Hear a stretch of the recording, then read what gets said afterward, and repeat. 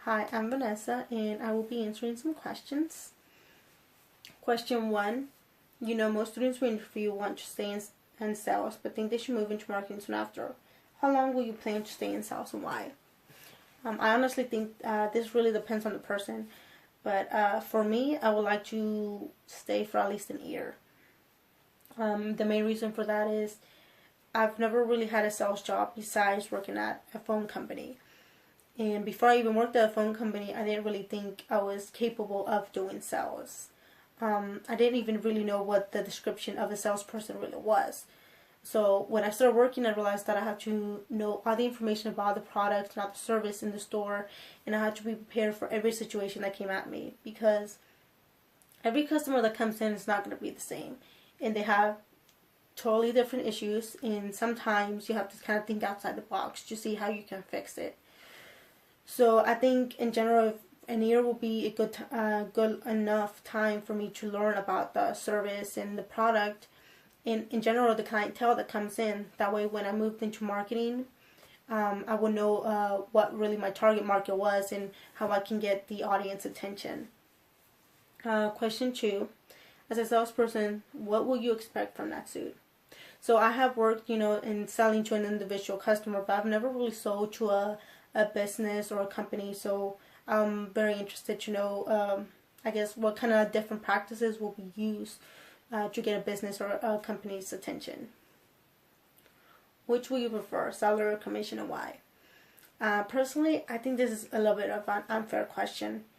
Salary tends to make you feel a little bit safer. If you don't sell enough in 1 month, you still get paid. So it makes you feel safe, and it doesn't feel like you're taking any kind of risk by not selling so much in 1 month. While in commission, it pushes you to keep trying harder, because if you don't sell anything, you don't get anything. But I think a combination of the two will actually benefit the employee better, for the fact that they still feel safe, but they still get that extra little push to keep trying harder next month and increase their sales in general. And in general, meet their personal goals. Question 4. Tell me about a situation where you were selling something, an idea, or anything, and they weren't buying. What did you do? Why did this work or fail to work? So this actually happened to me about a couple weeks ago. I have been working at Cricut for a couple months now, so I kind of know all the products and all the service, and I think that was my downfall. A customer came in, and she was new to Cricut, and so everybody was busy, so I went up and I pretty much gave her my whole spiel about all the plans, all the products, and all in general about the company. And it took me halfway through my to my conversation, to my selling pitch, to realize that she was not understanding a word I was saying. And the main reason for that was because I was selling to her like I sell to any other customer. I treated her very generic, which was a huge mistake, because at the very end, she just kind of looked at me and she said, can I just talk to somebody else? Like, I don't know what's your deal. I don't know if you're new, but can I please talk to somebody else? And I was very, very shocked. But the fact is, I wasn't new. I was already there for a couple of months.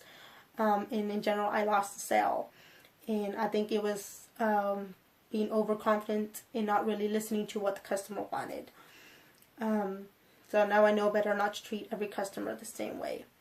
And like I said, I've only been working at Cricut for a couple of months, so that goes back to question 1, why I feel like an year is long and short enough, for the fact that you keep learning as every customer comes in, and you'll never really stop learning.